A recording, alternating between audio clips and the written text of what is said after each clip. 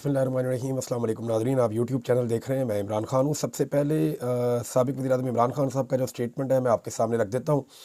इमरान खान साहब ने वकला से और मीडिया के लोगों से मुलाकात की थी कल, और जो बातें इमरान खान साहब ने कही थी वो सारी बातें मैं आपके सामने सबसे पहले रखता हूँ। खान साहब ने काफ़ी दिनों के बाद स्टेटमेंट दिया और काफ़ी दिनों तक उनकी मुलाकातें भी रोकी गईं, और ये जब 8 फरवरी को एहतजाज किया उसके बाद फिर एक रिएक्शन पब्लिक की जानिब से आया आर्मी चीफ की कुछ एक्टिविटीज़ और उनके ऊपर जो रिएक्शन था, तो उसके रद्द-ए-अमल के तौर पे बज़ाहिर ऐसा दिखाई देता है कि इमरान खान साहब की मुलाकातें रोक दी गई थी। इमरान खान साहब जब भी उनकी मुलाकातें रोकी जाती हैं तो वो ये कहते हैं कि जेल में बैठा हुआ कर्नल है और वो डायरेक्ट अहकामात लेता है मिलिट्री एस्टेब्लिशमेंट से, और फिर वो मेरी मुलाकातें रोकता है या जेल को कंट्रोल करता है और वहाँ पे सख्तियाँ करवाता है। अब स्टेटमेंट पहले इमरान खान साहब का सुन लें। खान साहब ये कहते हैं कि इस मुल्क की हकीकी आज़ादी की खातिर हम आखिर तक लड़ेंगे। अडयाला जेल को एक कर्नल गैर कानूनी तौर पर कंट्रोल किए हुए है, जो बिल्कुल गैर कानूनी है। जेल मैनुअल के मुताबिक जेल अथॉरिटी इंचार्ज है, लेकिन कर्नल कानून को जूते की नोक पर रखे हुए है, सब कुछ काबू किए हुए है। मेरी एहलिया से मेरी मुलाकात जेल मैनुअल में इजाज़त के बावजूद बार बार रुकवाई जा रही है। ये तीसरी दफ़ा है कि मेरी मुलाकात बुशरा बीबी से नहीं करवाई गई। अदालत के अहकामात के बावजूद मुझे मुलाकात की इजाज़त नहीं दी जाती। मेरी सियासी लोगों से भी मुलाकात नहीं करवाई जाती। दूर दराज से लोग मुझसे मुलाकात के लिए आते हैं, उनको घंटों इंतज़ार करना पड़ता है, लेकिन उनको इजाज़त नहीं दी जाती। मेरी किताबें तक रोक ली जाती हैं। ये सब कुछ करने का मकसद मुझ पर और मेरी अहलिया पर दबाव बढ़ाना है, लेकिन हम टूटने वाले नहीं हैं। इंसानी हकूक़ से मुताल्लिक़ हमारी पटिशन्स अभी तक लाहौर हाई कोर्ट में जस्टिस बाकर नजफ़ी, इस्लामाबाद हाई कोर्ट और सुप्रीम कोर्ट में ज़ेरे इल्तवा है, जिन पर अभी तक कोई सुनवाई नहीं हुई। मुल्क में चादर चार दीवारी का तकद्दुस पामाल है, गैर कानूनी छापे मारे जा रहे हैं। हमें एक जलसा या कन्वेंशन तक करने की इजाज़त नहीं है। आइन हमें ये हक़ देता है कि हम जलसे करें, लेकिन हमसे हमारे आइनी हकूक़ छीने जा रहे हैं। मुल्क में हर तरफ इंसानी हकूक़ पामाल है और अंधेरों का दौर धरा है। पाकिस्तान को क्रिकेट की वजह से बैनुल अक़वामी सतह पर पज़ीराई मिलती आई है, मगर अब इस शोबे की भी मंजूर नज़र अफराद की भर्तियाँ करके तबाही कर दी गई है। मोहसिन नकवी की साख क्या है, सवाए इसके कि वो एस्टेब्लिशमेंट का टाउट है। उसने क्रिकेट की तबाही कर दी है। क्रिकेट के हवाले से पूरा निज़ाम चेयरमैन के ज़ेरे साया होता है। मोहसिन नकवी के पास क्रिकेट के हवाले से कोई तजर्बा नहीं है। किसी भी बॉलर के लिए बहुत ज़रूरी होता है कि वो टेस्ट क्रिकेट खेलता हो, ताकि उसमें स्टेमिना मौजूद हो, मगर यहाँ टीम में ऐसी सिलेक्शन की गई है जिसमें खिलाड़ियों ने एक टेस्ट मैच तक नहीं खेला। जब मैं वज़ीर-ए-आज़म था तो रमीज़ राजा को चेयरमैन बनाया, जो क्रिकेट का खिलाड़ी और तजर्बाकार था। मोहसिन नकवी को पहले निगरान वज़ीर आला बनाया। इसके दौर में जिस तरह इंसानी हकूक़ की पामाली हुई उसकी मिसाल नहीं मिलती। 8 फरवरी को मुल्क का सबसे बड़ा फ्रॉड इलेक्शन हुआ, तब भी यही निगरान वज़ीर आला था, और इसकी सरपरस्ती में पंजाब में इंतखाबी फ्रॉड हुआ।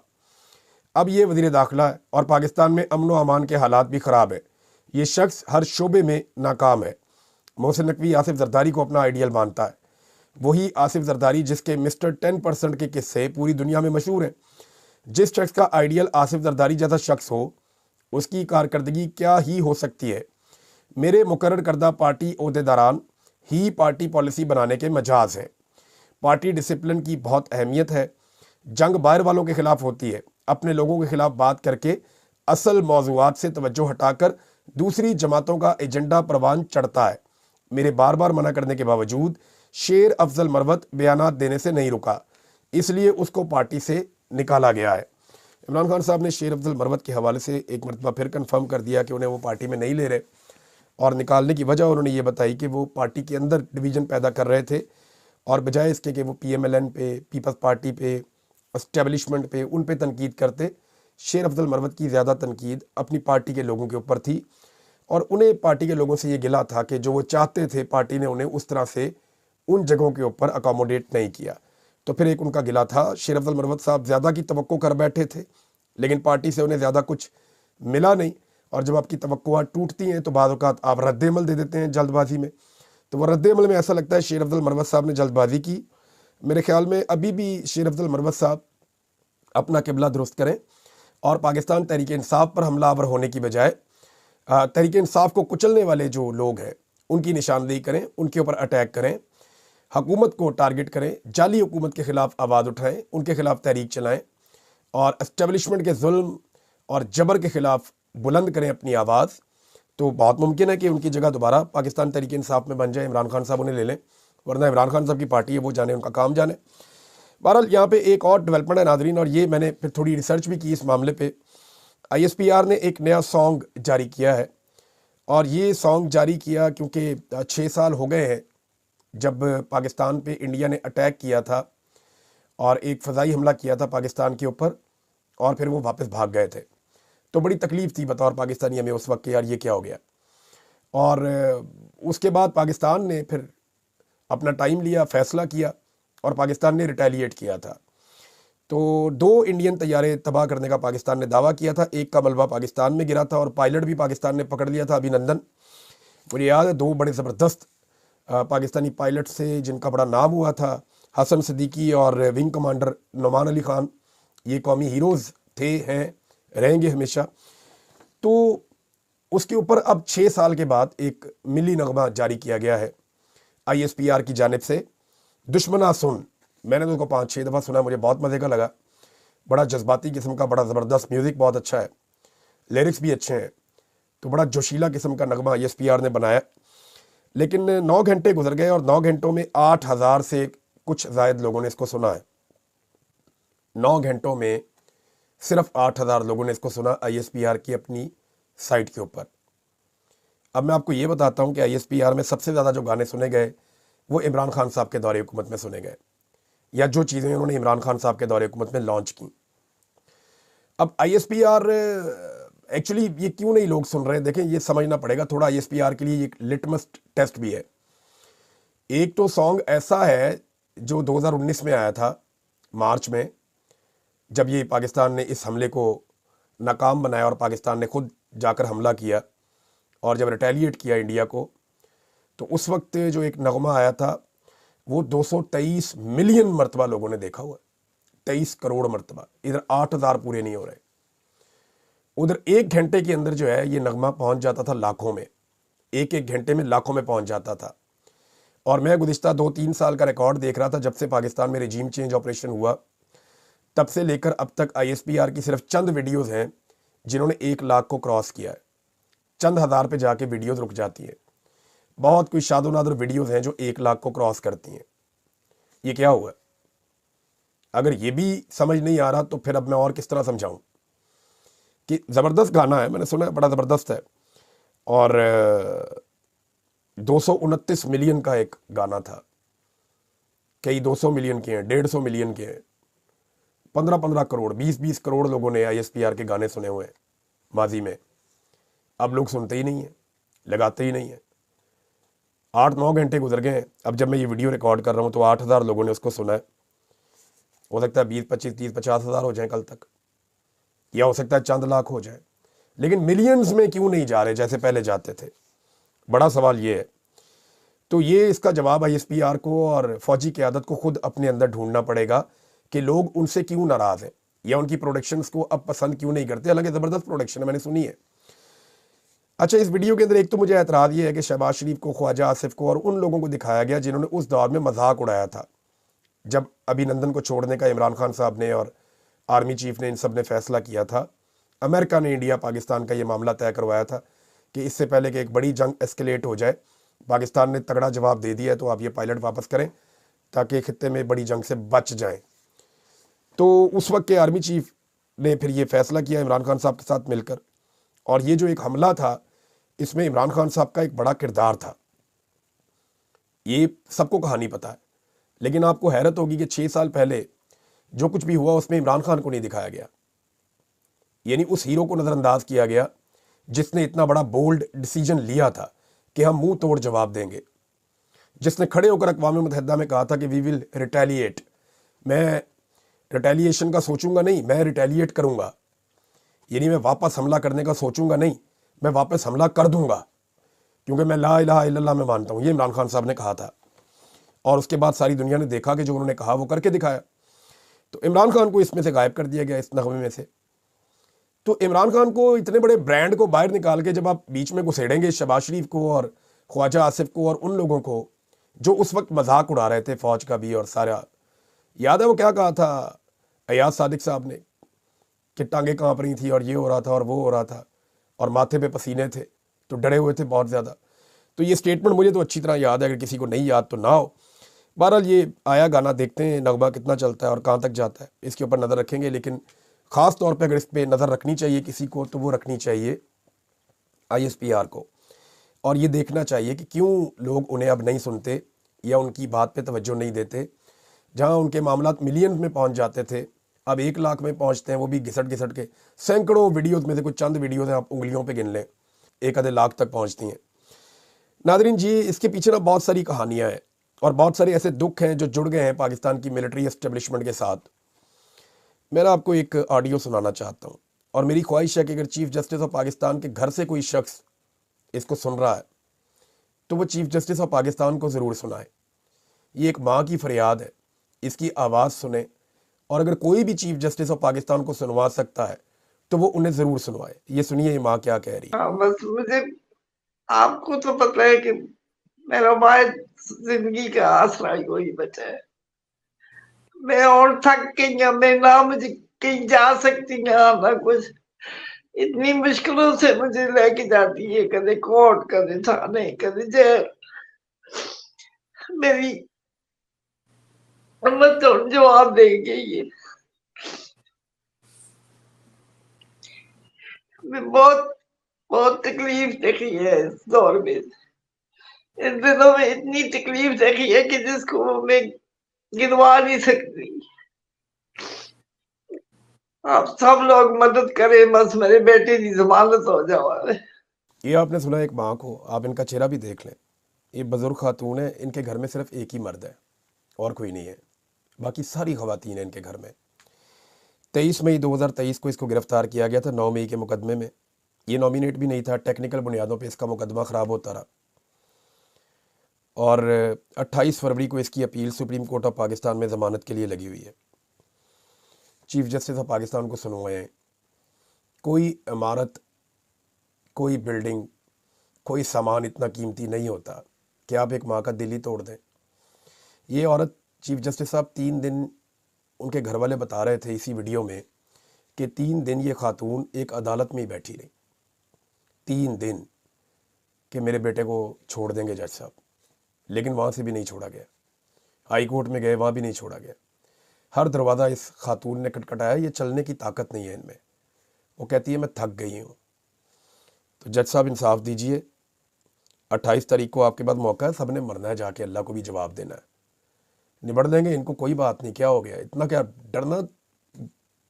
इंसान को होता है खौफ, फैमिली का होता है, अपनी नौकरी का होता है, सोसाइटी में आपने मूव करना होता है, अपनी जान का ख़तरा होता है और बहुत सारी चीज़ों का ख़तरा होता है। लेकिन अल्लाह रब्बुल इज़्ज़त से भी खौफ होना चाहिए इंसान को। ये क्या किया इसके बेटे ने, कितने आदमी मारे हैं। ये बुजुर्ग खातून है बेचारी, दवाइयाँ दे रही है, अदालतों में जाती है, किसी को ये नज़र नहीं आती। और ऐसी कितनी कहानी है, कितने ही लोग हैं बेचारे। अली रज़ा इनके बेटे का नाम है, केस लगा हुआ है, चीफ जस्टिस साहब की रज़ा अली नाम है। तो सुप्रीम कोर्ट ऑफ पाकिस्तान में केस लगा हुआ है। 28 फरवरी को इनके घर की एक खातून बता रही थी। तो मेरी गुजारिश है कि ये चीफ जस्टिस साहब को सुनाएं खातून की आवाज़, ताकि इनके बेटे को छोड़े, अपनी माँ के पास जाए उनका बेटा। तो ये नादरीन मैंने सुनवाना था, ये आपने देख लिया। इसके अलावा नादरीन एक और ख़बर है, और वो ये है कि जो प्रोग्राम हो रहा था इस्लामाबाद में अपोजिशन का, यानी ये अपोजिशन का नहीं है बल्कि ये एक बड़ा ग्रैंड किस्म का प्रोग्राम है, जिसमें मुख्तलिफ मकातब फ़िक्र से ताल्लुक़ रखने वाले लोग आएंगे, मीडिया भी आएगा, सिविल सोसाइटी है, वकला हैं और सियासी जमातों के लोग हैं। एक बहुत बड़ा प्रोग्राम करवाने जा रहे हैं अपोजिशन का इत्तेहाद इस्लामाबाद में। तो इसमें जनाब 4 मरतबा वेन्यू तब्दील करना पड़ा, यानी जो भी जगह ये बुक करते हैं काम करने के लिए, ये प्रोग्राम करवाने के लिए, वहाँ पे नामालूम अफराद पहुँच जाते हैं और पहुँच के उसको कैंसिल करवा देते हैं। फिर नई जगह बुक करवाई, वहाँ पहुँच गए, जाके कैंसिल करवा दिया। फिर एक और जगह करवाई, वो भी कैंसिल करवा दी। तो चौथी जगह अब तक की इतला के मुताबिक करवाई गई है। और ये आप तस्वीर देख लीजिए, ये साहब बैठे हुए हैं, अखुनज़ादा हुसैन साहब। ये रात के आखिरी पहर तस्वीर लेके डाली थी ज़ुबैर अली खान साहब ने। ये एक और हॉल लेने के बाद उसकी सीढ़ियों पे बैठे हैं कि जनाब यहाँ पे अब मैं ये प्रोग्राम करवाऊँगा। और इस कॉन्फ्रेंस को मैं कामयाब बनाने की कोशिश करूँगा। 4 मरतबा वेन्यू तब्दील हो चुका है, लेकिन उनका हौसला बुलंद है। अब इस पे अपोजिशन ये कह रही है कि नाजायज़ हुकूमत आइन के नाम से घबराती है, कल इस्लामाबाद में कौमी कॉन्फ्रेंस हर सूरत होगी। ये अपोजिशन इत्तेहाद आइन के ऊपर करवा रहे हैं ना, तो आइन के नाम से तो हुकूमत डरती है बहुत ज़्यादा, क्योंकि अगर आइन के ऊपर चलेंगे तो ये तो हुकूमत ही जाली है। आइन और कानून के ऊपर चलेंगे तो ये जो कुछ भी पाकिस्तान में हुआ ये सब जालसाजी और नौसरबाजी और इसके अलावा कुछ भी नहीं है। अच्छा जी, अब इसमें महमूद अचकज़ई साहब ने कहा कि हम इन कुव्वतों के बागी हैं जो मुल्क को करप्शन और मार धाड़ से चलाती हैं। हम गली गली में इन नाजायज़ हुक्मरानों का एहतसाब करेंगे। हालात वैसे बहुत पतले हैं हुकूमत के, ये जश्न वशन दिखा के टिप टॉप वगैरह कर रहे हैं।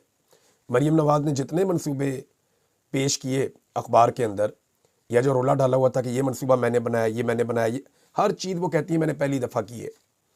वो राय साकिब साहब है, बड़े शानदार जर्नलिस्ट हैं, उन्होंने पूरा पोस्टमार्टम कर दिया पकड़ के एक ही वीडियो में। उन्होंने बताया कि मरीम नवाज़ ने जितने मंसूबों के नाम लिए कि ये सारे उन्होंने शुरू किए हैं, वो सारे मंसूबे उस्मान बुज़दार साहब के दौर में शुरू हो गए थे।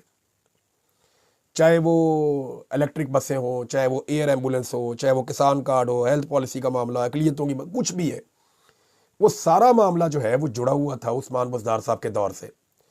तो ज़्यादातर चीज़ें जो उस्मान बुज़दार साहब के दौर में चल रही थी उन्हीं को इन्होंने कंटिन्यू करके उसके ऊपर अपनी तख्ती लगा के रोला डाल दिया कि ये मरीम नवाज़ ने पहली मरतबा किया। तो ये पोस्टमार्टम तो इनका हो गया। और जो पंजाब हुकूमत थी उस वक्त की, पाकिस्तान तहरीक इंसाफ की, उनको चाहिए कि वो चीज़ें निकाल कर बताया करें कि जनाब ये तो प्रोजेक्ट हमारा था, लेकिन वो करें या ना करें। राय साकिब खरल साहब ने ज़बरदस्त काम किया और उन्होंने एक्सपोज किया वो सारा का सारा मामला जिस पे ये लोग प्रोपेगेंडा कर रहे थे। नादरीन, एक और ख़बर ये है कि सराब बरकत साहब दोबारा निकले, शहरियों से उन्होंने बातचीत की। अब जब सोशल मीडिया निकलता है, शहरियों में जाके उनसे बात करता है तो पोल खुल जाता है, और हर थोड़े दिन के बाद खुल जाता है। कोई ना कोई सहाफ़ी निकलता है, कभी कोई लाहौर में निकल आता है, कोई रावलपिंडी में, कोई इस्लामाबाद में, कोई पेशावर में, कोई कहीं। तो सारा पोल खुल गया और रावलपिंडी के शहरियों ने एक मरतबा फिर मरीम नवाज़ की कारकर्दगी पे सवालिया निशान लगाया। लोग मानने को तैयार ही नहीं है कि इन्होंने हमें कोई रिलीफ दिया। रिलीफ तो इन्होंने दिया ही नहीं। देखें, लोगों को इंटरटेनमेंट बाद में चाहिए होती है, रोटी कपड़ा और मकान उनका पहला मसला होता है।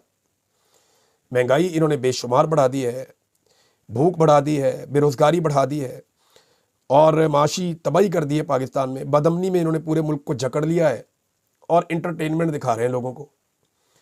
इंटरटेनमेंट एक ऐसी चीज़ है जो लोगों की लास्ट प्रायोरिटी होती है। लोग पहले ये चाहते हैं कि उनका रोज़गार हो, उनको खाने पीने के लिए मिल जाए, कोई छत मिल जाए अपने बच्चों को रखने के लिए, कोई एजुकेशन मिल जाए, हेल्थ मिल जाए, तो भूखे ना मरे लोग। लोगों की तवज्जो पहले इन चीज़ों की तरफ होती है, उसके बाद लोग इंटरटेनमेंट की तरफ जाते हैं। तो इंटरटेनमेंट करना बहुत ज़रूरी है। जैसे हॉर्स एंड कैटल शो या इस तरह के और प्रोग्राम्स हैं, ये होने चाहिए, बार बार होने चाहिए। साल में एक मरतबा नहीं बल्कि सारा साल ऐसी चीज़ें होती रहनी चाहिए। ये बहुत अच्छी चीज़ें हैं, लेकिन ये प्रायोरिटी आप तब इनको बना सकते हैं या इनकी बुनियाद के ऊपर आप अपना एक पूरा नैरेटिव तब खड़ा कर सकते हैं जब लोगों को बाकी सारी चीज़ें मिल रही हों जो उनकी ज़रूरियात है। जब लोग बुनियादी ज़रूरियात से महरूम होते हैं ना, तो तब इन प्रोजेक्ट्स को आप फ्रंट पे नहीं रख सकते, जो ये गलती कर रही है हुकूमत। तो इससे लोग उल्टा नाराज़ हो जाते हैं और वो ये कहते हैं कि जनाब देखें, हमारे पास खाने के लिए नहीं है और इनकी अयाशियाँ ख़त्म नहीं हो रही और ये आतिशबाजियाँ कर रहे हैं और ये इंजॉयमेंट कर रहे हैं और उनकी पब्लिसिटी भी सबसे आगे बढ़ बढ़ के कर रहे हैं। जबकि सेम टाइम में नाज़रीन, अगर आप बलूचिस्तान की सूरत हाल देखें तो बलूचिस्तान की सड़कों के ऊपर, शाहराहों के ऊपर और बहुत सारे इलाकों में अब हुकूमत की रिट ख़त्म होती चली जा रही है, जो बड़ी बदकिस्मती है। ये मैं नहीं कह रहा, ये हुकूमती रुकन कौमी असम्बली खालिद मक्सी, उनका स्टेटमेंट आप सुन लीजिए। वो ये कहते हैं बलूचिस्तान में अब कोई नहीं जा सकता, सड़कों पर BLA वाले सरेआम घूम रहे हैं। कल वज़ीर से हथियार लेकर उसे छोड़ दिया। लोगों के पास अब सिर्फ हथियार उठाने का ऑप्शन रह गया है। ये जनाब हुकूमती रुकन कौमी असम्बली खालिद मक्सी साहब फरमा रहे हैं। ये कोई अपोजिशन का आदमी नहीं कह रहा, या मैं अपने से घड़ के स्टोरी नहीं ले आया। हालात वहाँ पे ऐसे ही हैं। सरफराज भुगटी साहब जो है वो एक ऐसे कॉन्वॉय में मूव करते हैं मखसूस एरियाज़ में कि जिसके बगैर वो वहाँ पे मूव भी नहीं कर सकते। और जिस लेवल का वहाँ पे सिक्योरिटी थ्रेट इस वक्त बलूचिस्तान में मौजूद है, कोई इसे इमेजिन भी नहीं कर सकता। फजलुर रहमान साहब ने तो यहाँ तक कहा, बल्कि PTI के लोगों ने भी कहा कि खुदा न खास्ता बलूचिस्तान टूटने की तरफ ना चला जाए, आपको अपनी तवज्जो वहाँ करनी चाहिए। ये लाहौर के मेले ठेले लगे रहेंगे, ये लगते रहेंगे। लोग ये भी सवाल उठा रहे हैं कि परवेज़ इलाही ने भी बतौर वज़ीर आला पंजाब मेला मवेशियाँ करवाया था और उस वक्त भी यही आर्मी चीफ थे, तो उस वक्त ये आर्मी चीफ क्यों नहीं गए उस मेला मवेशियाँ में? कुछ लोग ये सवाल उठा रहे थे। बहरहाल सवालात तो उठते रहेंगे। तवज्जो मुल्क की सालमियत, मुल्क की हिफाजत और अमन व अमान की तरफ देनी चाहिए और वही हमारी फोर्सेस की पहली प्रायोरिटी होनी चाहिए। सियासी मामलात को सियासतदानों पे छोड़ें, इदारे अपनी डोमेन में जाएं ताकि पाकिस्तान आगे बढ़ सके। अब तक के लिए इतना ही। अपना ख्याल रखिएगा, अपने इस चैनल का भी। अल्लाह हाफ़िज़।